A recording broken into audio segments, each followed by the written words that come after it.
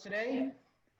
Today's webinar, How COVID-19 Has Accelerated the Association Need for Digital Event Strategies, presented by Sherry Budyak and Dan Stevens, who's the president of Association TV and Worker Bee TV.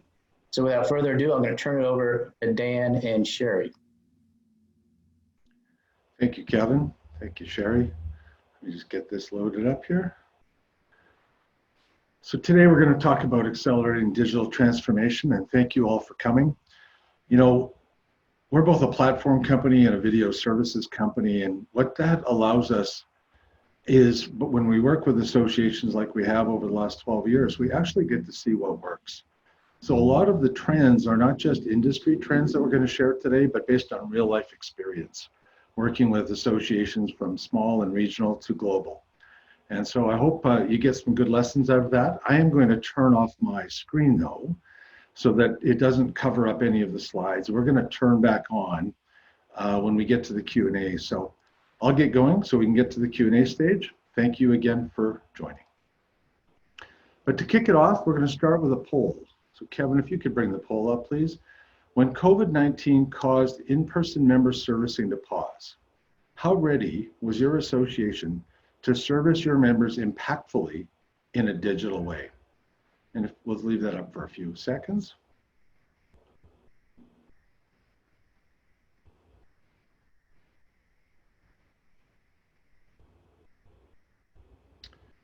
Still moving, we'll give it just a few more seconds. Okay, I could end the poll here. And I'm going to share the results. So not very many of us said very prepared. The majority of us were somewhere between somewhat prepared and not at all prepared. So for those people that aren't very prepared, I hope everybody learns a lot from this. So I'm going to stop sharing those results and we will carry on.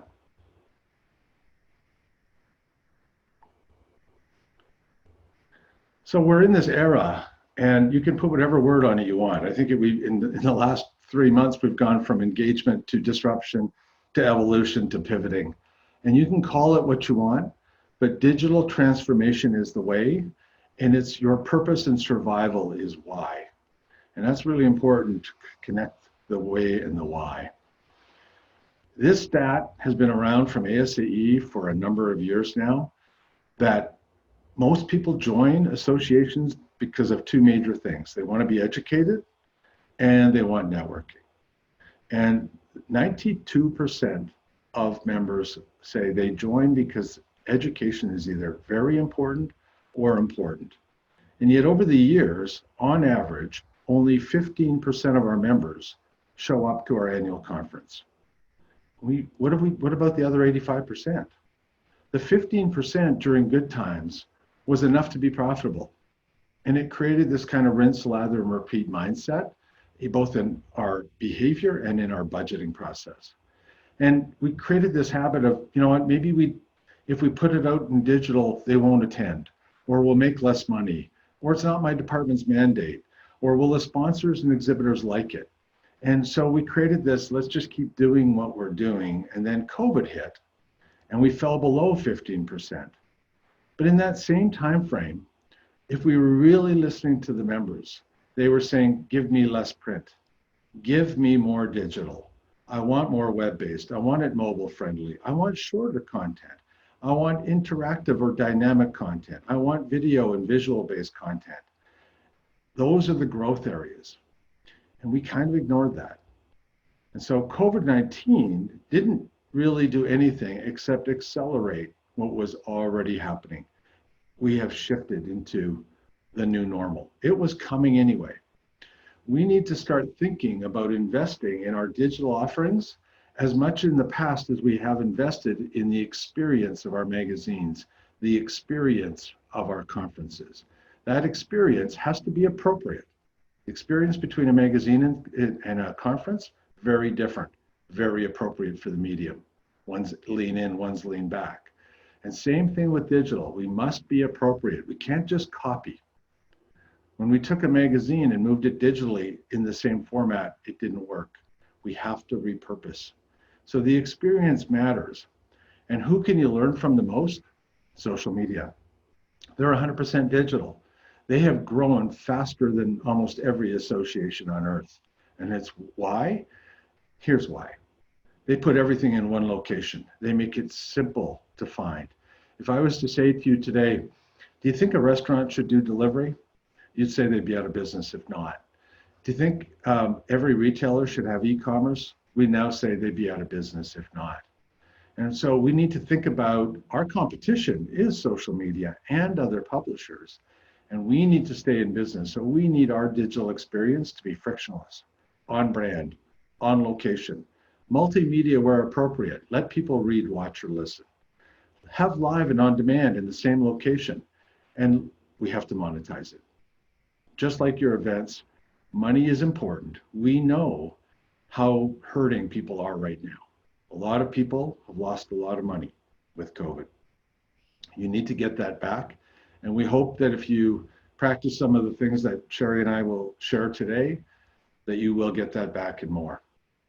So we're going to talk very quickly about the decision-making framework for hybrid or virtual conferences.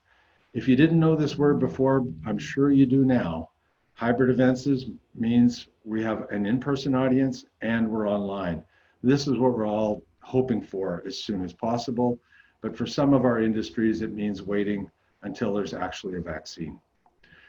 Virtual is what we're doing now. It will continue on. I mean, in its smallest form, it's a webinar.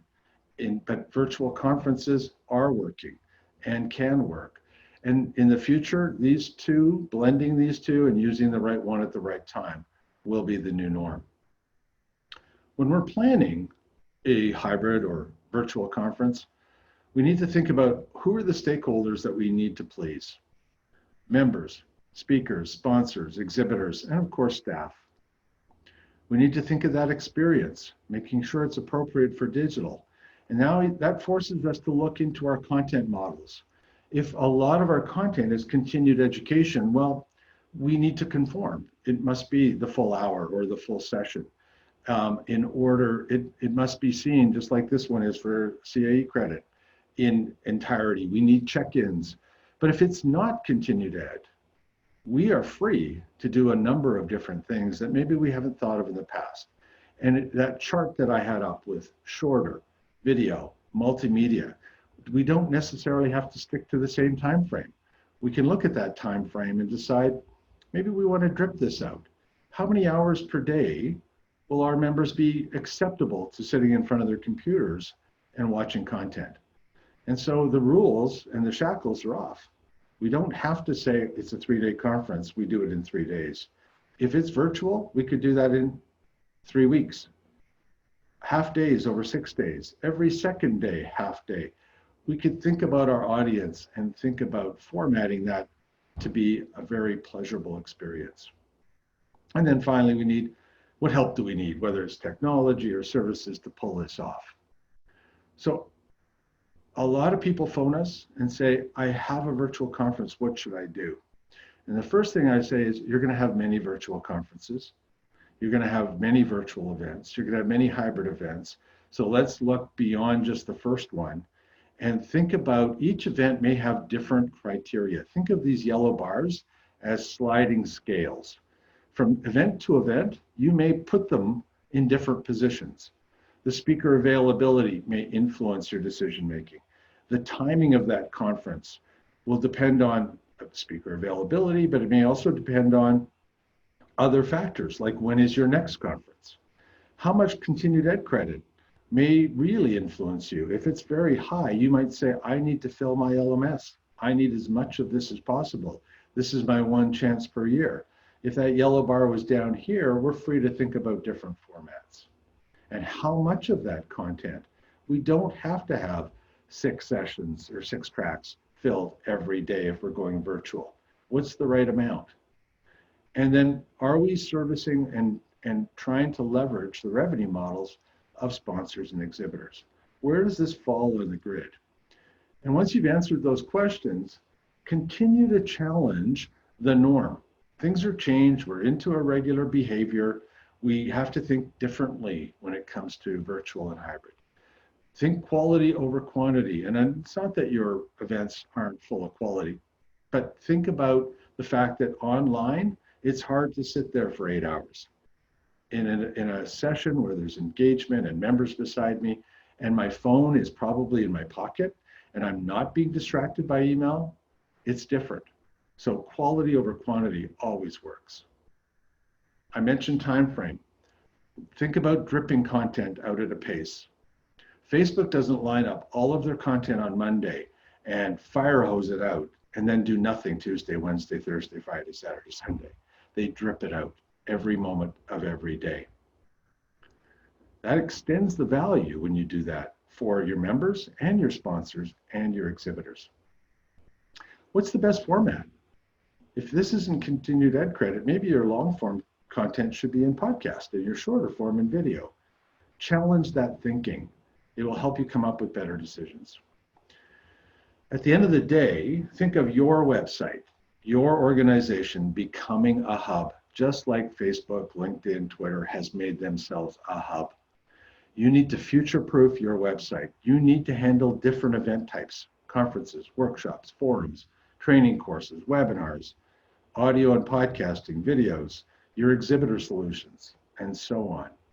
And live and on demand in the same place. Train your members to come back to your website. Don't push them off to YouTube, then off to Facebook Live, then off to Zoom, then off to, they don't know, they don't see those patterns. They can't find your content later on. Make it simple for live and on demand to be in your website in the same place. You will be rewarded with engagement. When it comes to hybrid, obviously you need a registration process. Make it simple, again, on your brand. Make it easy for people to attend live on your website, in your brand. Look at all the sponsor servicing this opens up. Have interactive Q&A and chat and quizzes. Have breakout sessions for social events. Have some gamification if you need it. But make it very accessible from a smartphone, from a tablet, on your website, where they can go into the video library or the podcast library and see more, where they can see, that's where the on-demand will be. So if I miss something, because I just have to, I know where to come back and find it later because I've already prepaid. At the end of the day, you also want to treat that person in a hybrid event that's not in the room as equally as they are in the room. So whether I'm asking a question or somebody in this audience is asking a question, whether they're answering the poll or I'm answering the poll remotely, we all get to see the results. We all get to see the same impact. We don't treat one of them differently. We ideally make this feel as close to this as possible. And that will extend the reach. And when you think about monetization, both from registration fees and also your sponsor and exhibitor monetization, this extended reach, the extended time frame value of content is where you will grow back the revenue you've lost. When it comes to virtual, it's a little different. It's kind of like, oh, well, we've canceled an event, surround the wagons, we have to keep all of our revenue. We've already maybe pre-registered some people. We've already maybe pre-sold sponsorship and maybe exhibitor booths, depending on that conference.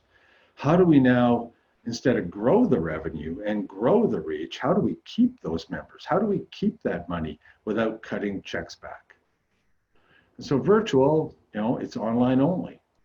And so we go through the same decision-making framework to understand who we're pleasing. Not every event has exhibitors. Not every event has sponsors. Not every event has continued ed credit. We look at what is the technology necessary for our website to be that hub. Do we already have e-commerce? Great. Are we going to need single sign-on? If we have continued ed credit live, will it update my AMS, right? Can I store that in my LMS right afterwards? What's my viewing experience? Is it whether it's a 1-hour webinar to a multi-day conference, right? What are the session formats? Are they relevant for a speaker, a forum, or a workshop? Can I add interactivity? And what's my risk, right? If I do it off-site, and I do it in Facebook Live, or sorry, just in Zoom, I'm losing brand control, right? How will I service all of that sponsor and exhibitor content? We've had people come to us and say, look, I've had to cancel an event. I need to allocate $600,000 of sponsor and exhibitor revenue. How am I going to do that on Zoom? How do I offer anything of value that totals that much money? When you move it into your website, you can create a show flow that's not only engaging for members, but is also rewarding for sponsors and exhibitors. And if it's virtual and you decide to stretch that time frame and include on demand, you may be able to say to your sponsors and exhibitors, I'm extending the value to you for up to 12 months, as opposed to 2 to 3 days. Make your website the hub. Pre-event for registration, during event for redirecting me to tracks or sessions, post-event for reminding me how easy it is to click through to the on-demand. Make your website a hub. And although people can join Zoom, and a lot of the platforms out there use a tool like Zoom or others as the ability to bring multiple speakers from multiple locations together, Zoom has the ability so you can stream it through your website. So why wouldn't you? Put it on your brand. Let the speakers join Zoom, but you attend through your website and service sponsors and create Q&A and create all of that engagement. But again, you're training people to go, if I miss something, I know exactly where to return for the on-demand. What we've done in the past, as many associations have, is the on-demand and live are in two totally different places. And they may not even be in your brand. And so how am I supposed to find it? So is your event, this conference, this webinar, a step in moving your website forward with digital transformation? Or is it just transactional? And we often get stuck in this, I just got to get this event done. And we do a virtual event on Zoom, or we do a hybrid event live on Facebook, or we store the event content in our LMS by event, which is great for 30 days. But if I come on the 31st day, I don't remember what event it was in. I need to search by topic, by speaker, by course. Or webinars stored by date, videos on YouTube and podcasts on iTunes. And just think what we've done is our friends in social media have made our utilitarian values so gratifying that they have gotten us to put content on their platforms so they can make money. We need to pull that in. That doesn't mean we ignore social media. Social media should be used for marketing and awareness to pull people back to your brand where they can engage on your content that positions your why, your reason for being, that you're the best in the world at what you do. This is the most important slide I hope I can share with you today. We need to think about the value proposition across in-person events, across a hybrid or virtual conference, and on demand. And when you do this right, if that 15% is your 1X, if 15% of your members show up when we can return to events, you will double that by having hybrid. And if you're virtual, you'll get the double just by doing virtual. But you could do 4X of that on demand. Why not change the way we measure success from attendance and revenue at the in-person event to attendance and revenue across in-person, live, online, and on demand? That lengthens the time frame. That lengthens the value proposition for all stakeholders. That makes, if you can, instead of impacting only 15% of your members with your best content, what will that do to recruitment? What will that do to retention? What will that do to overall revenue? So the new norm is, if we digitally transform our hub, our website, into being able to be on demand and event friendly, we will grow the impact that we have. And when we grow that impact, it will translate itself into improvements in what we call the 3 R's: recruitment, retention, and revenue. Digital transformation, and I've been picking on events, but really it's at all departments. We're all guilty of communicating independently to our member. And we all use different tools, and we all use different ways, from our newsletters to pushing them to social media and YouTube to whatever, to our LMS, to our event platforms, and so forth. We bounce our poor member around like a ping pong ball sometimes. But members don't care about departments. They care about experience. So this is what digital transformation is. It is moving from that to this. And when you move from that to this, you inform, you educate, you advocate, you inspire, and you engage. And that's impactful. So your hub needs to transform. Your hub needs to have rule-based by content, not by platform. The rules on this conference will be different than the rules on this workshop, all on the same platform, your website. And when you do that, when you move that content after that experience into your LMS, then that's where the continued ed and the accredited content will live. And yet people can still continue to monetize and buy that content online because now they can find it. Your exhibitors and your sponsors will live on beyond the event on demand. They need leads 12 months of the year, not 3 days of the year. Continue that engagement. Your chance of giving them ROI, good return on investment, is way easier if you extend that time frame than if you limit it to 3 days. Now you've created a recurring revenue model, not just with members, but with sponsors and exhibitors. And then once you have the on-demand content, why not repurpose it in multimedia? When you go to multimedia, you can repurpose the content, and I'm going to show you a real-life example here. This is a 30-second micro-marketing version for social media from a 1-hour conference session that was finished.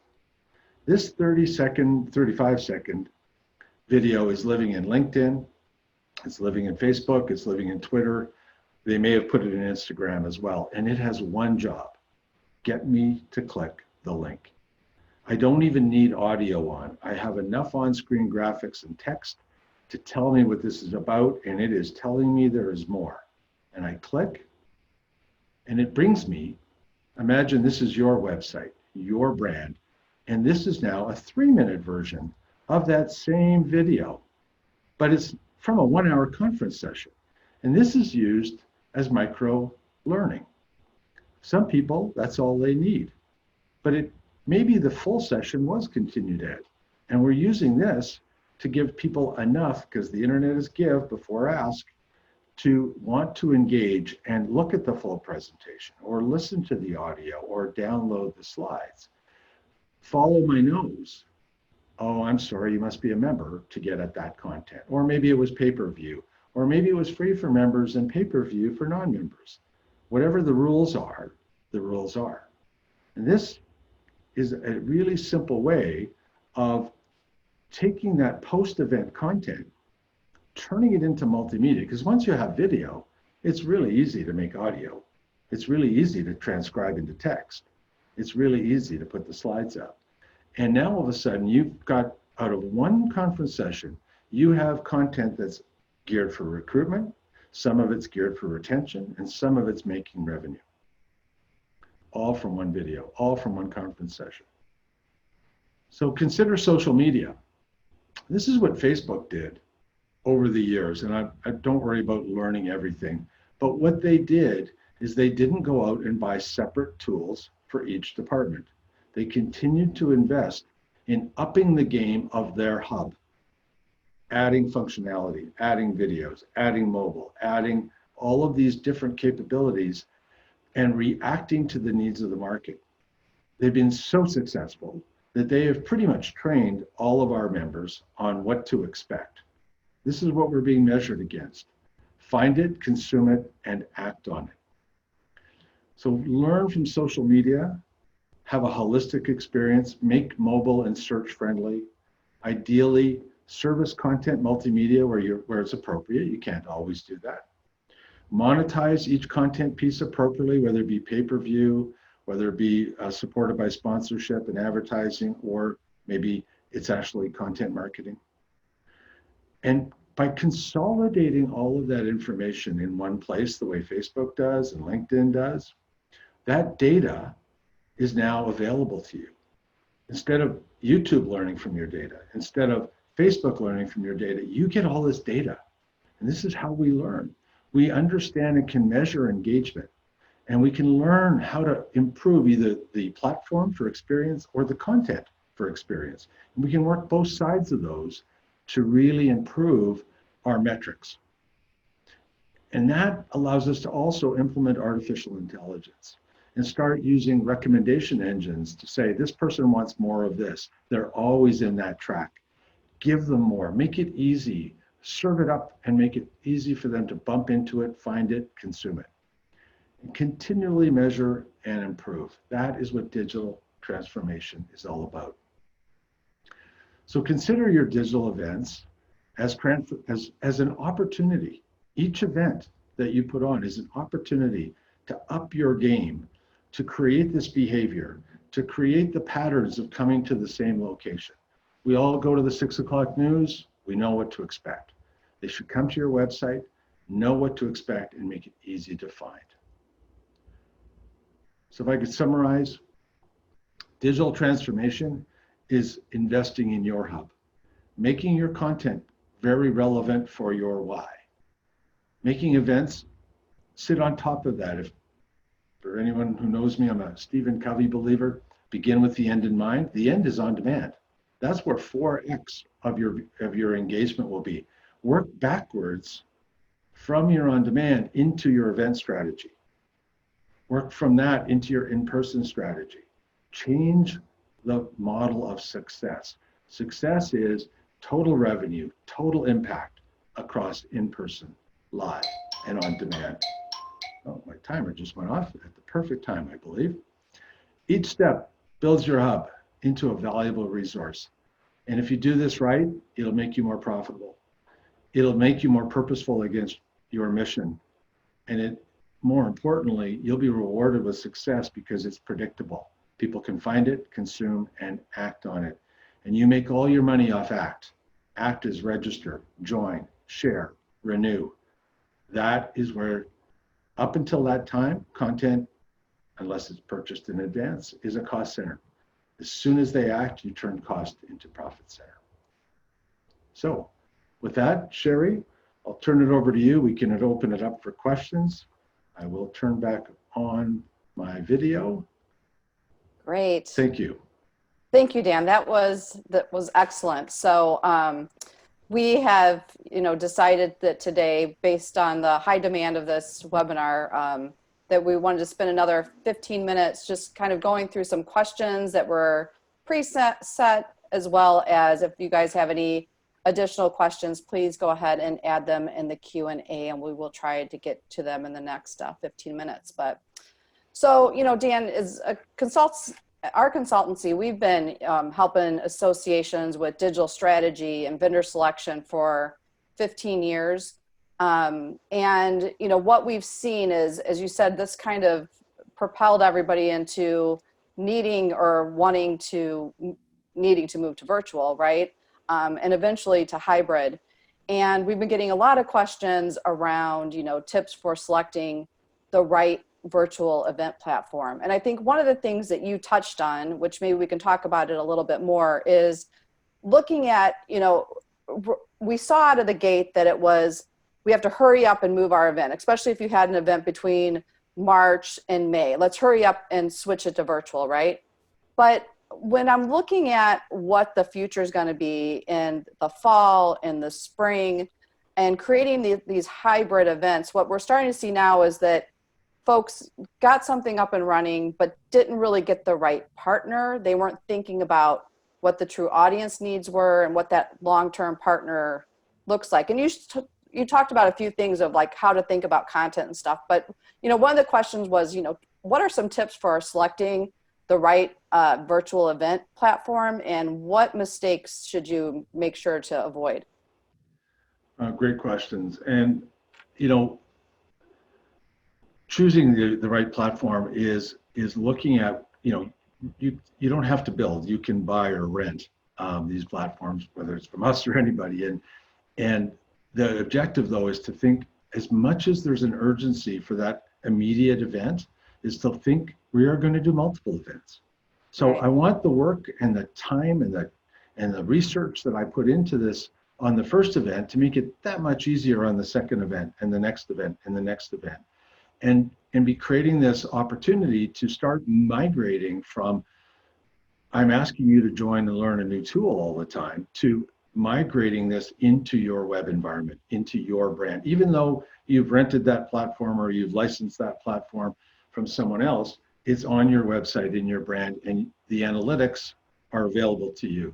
The search engine optimization improvement is available to you, not to somebody else. And that you're continually using the short-term need to build the habit for the long-term, the way Facebook did. Right. Great. So another question is, and we're getting this question a lot too, is what is the right pricing model?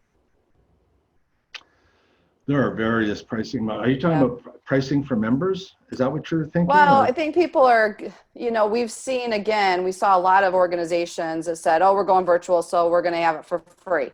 And then all the way to, there was other organizations that said it's still the same price for the content. And I've seen that be successful. I've seen organizations that said, well, we're going to have it for free, but we're going to use that as a lead generation for new members. And so I think there's a lot of things in between, but what are you seeing people doing? Well, I think people are afraid because we have treated our digital kind of like a second-class citizen for years and years. And so, in advertising, they call it, brand dollars and digital pennies, and so we're afraid sometimes to charge. We just helped an association at the beginning of May put on an event. They had a lot of continued ed credit, and they decided to do 100% of the content. Well, for 100% of the content, if it was worth that to show up in person, the members are going to save money anyways because they don't have to book hotels, they don't have to hop on on planes, it's just that much less costly for them. So they kept the same price. At one point, they had 75% of their members on. It was a very successful event. But if you believe in the value of your content, then charge accordingly. When you go virtual, depending on what your content mix is, they can't find it anywhere else. There's really nothing to compare. That doesn't mean you should overprice, but we are, by nature, we think, oh, we should give it away. Digital is free. Absolutely not. If you are a retailer, in my retail example, if you can't make money digitally, you're going to be out of business. If an association doesn't figure out how to make money digitally, you will be out of business. It's just a matter of time. All of our consumption behaviors are moving that way. So we need to do it properly. We need to do it appropriately for mobile, and we need to charge for it. Well, go ahead, sorry. Well, and that charge for it might be a combination of how much we charge the members and how much we charge the sponsors and how much we charge the exhibitors. But in many of the models we put together for associations, you can actually make more profit on a virtual conference sometimes than a live one. Well, and the other thing too, as you say, people are like, well, digital is free and I can get on Zoom, but it requires staff time, resources, regardless, and you still are paying for the technology, so it really isn't free. Right. There is a cost that comes along with it as well. So let me see a couple other questions here. Digital video resolution. Somebody's asking about what is the importance of digital video resolution. Hope you can talk about that specifically. I know that for myself, when this started happening, we were doing webinars, we were purchasing lights and we were figuring out screen resolutions and things ourselves to make sure that it was, a good experience. But when you're taking on an annual event, Right. Maybe you can talk a little bit about what is needed to make sure that it's a good experience. Whether it's hybrid or virtual, I mean, you really do need to think about the experience from two perspectives. One, is it appropriate for digital? Speed is important. Clarity is important, regardless of the device. When I spoke on the SAE MMNC, and there were 900 and I don't know something people on our webinar, and it was really grainy, and it was pre-recorded. I was there for Q&A only, and it was very grainy because there were that many people on a webinar platform. And as people are starting to scale up to 2,000 or 3,000, you know, when you start streaming through your website, you can use a content distribution network so that you're streaming through hundreds of thousands of servers around the world. And if you're a global association, or you've got people in Europe or South America or Mexico, or, you know, or rural areas, you need to think about that performance. The worst thing that you can have is a video that's pausing every 3 seconds or 10 seconds. That takes something positive and makes it negative. So you have to have the infrastructure, whether you buy it or rent it, to make sure that if you're going to scale up to large audiences digitally, both live and on demand, that quality comes through. Quality of delivery. Audio is just as important as video, and it's really important. And if you're pre-recording your speakers, get some help on coaching them. Mm-hmm. Make sure that, you know, the background is appropriate, the content is appropriate, the length is appropriate. Don't let them ramble on for an hour if it's non-CE, and they can tell that same story in 20 minutes. Right. You know, right. Encourage them into a TED Talk format or a short form format if that's going to be best for your audience. Yeah, I know one group, actually, they even sent it was a physician organization, their doctors $99 speakers, because they said they didn't care as much about how they looked on the screen, but wanted to make sure the sound came through clearly. So I think those are some other considerations just to think about, especially if your speakers aren't used to, you know, doing online presentations. So a couple questions that are coming in for the participants, from the participants right now. Do you have any ideas on creating virtual networking opportunities? So I've seen some. I can't really say myself that I've experienced anything that has been, I don't know, effective for me. I think people are trying, but I don't know, maybe you've seen something that's worked out well. Well, I mean, just even Zoom, you know, if Zoom was live streamed through your event, but you wanted to have breakout rooms, the breakout rooms allow you to either automatically assign people to a table or a room, or let people vote. They can click into a subject matter expert area or whatever. And so something that simple can allow people to move from an environment like this where they're not allowed to speak to all of a sudden now I'm in a breakout room and I can speak. And I can have fun for networking, or, you know, and maybe it's there's a moderator in there that's having some, you know, creating that initial engagement when people are nervous, but allowing people and reminding them that they're allowed to talk now, as well as use the Q&A and chat. And so those are natural opportunities to create a break. It is not natural to be in front of your keyboard for an hour and not touch it. So whether it's a poll, whether it's Q&A, whether it's a breakout room, whether it's quarantini at 5 o'clock, whether it's having members share their best COVID story, their best, how did I change my business through COVID story, or whatever, so you can create peer-to-peer to complement your speaker content. Those are really loved by members because it gives them a chance, it breaks up the monotony of just one way, synchronous or asynchronous, and it makes it two-way. Yeah, unfortunately, I guess it was earlier this week, the Wisconsin Society of Association Executives, they actually had they had two different networking events. One, you bought ingredients and they taught you how to make a cocktail. So they had somebody online doing that. And unfortunately, I wasn't able to attend, so I don't know how it turned out. And then they had some facilitator that they had a 80s, 90s bingo game. So we'll have to find out how that went for them, but it seemed kind of fun. I think they only had a couple hundred people at the event, so it was probably a little more manageable.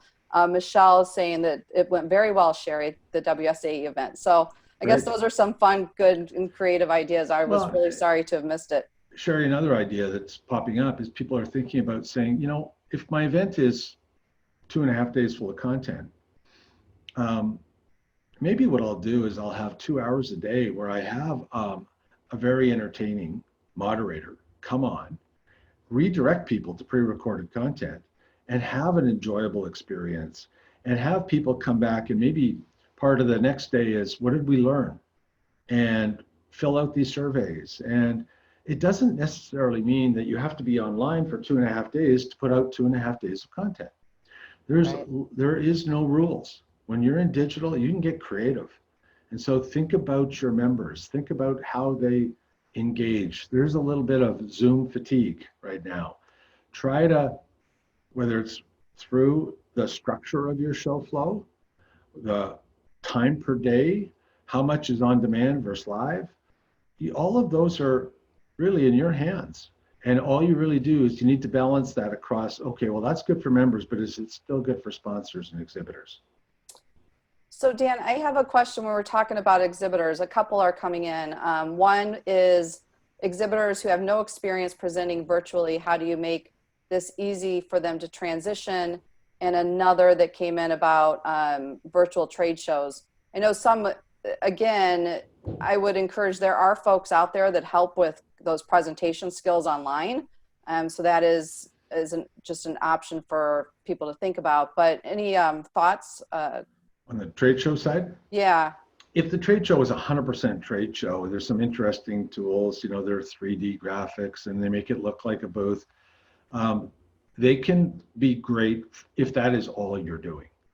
When it's a combination of an education platform and a trade show, that's a little tougher because, in a real live environment, you can put the bar and the food in the exhibit hall. You Right. can't, the fridge is right around the corner otherwise when I'm watching online. And so it's really, really difficult to do your trade show that way. And so we get around that by saying, adjust the platform for 12 months, bundle it for 12 months, give that exhibitor a full year with a value, add a little section on your newsletter called whatever you want to call it. We like to use the word Solution Center, but you can call it whatever you want. And feature those exhibitors and rotate them every time you're sending out a newsletter and drive traffic year round. It doesn't have to be over 3 or 4 days. And so that will change the mindset. It'll also change the price you can charge. And you'll turn that relationship when you go back to hybrid into, oh, by the way, now you're buying the booth, and included in this bundle is your digital. So you get your in-person and 12 months, and it becomes a recurring relationship instead of a transaction once a year. That's great. Well, thanks so much, Dan. We really appreciate your time and thoughts and experience as we all navigate these next virtual meetings. And if you have a phone available and you want to connect with me, click on the camera and the QR code will go to my LinkedIn. So I'd be happy to answer any other questions, get you in touch with Dan. If I can't answer them, please connect with me there. Or if you want to schedule time to talk, you can do that as well. So thanks again for your time, Dan, and we really appreciate it. Thank you all.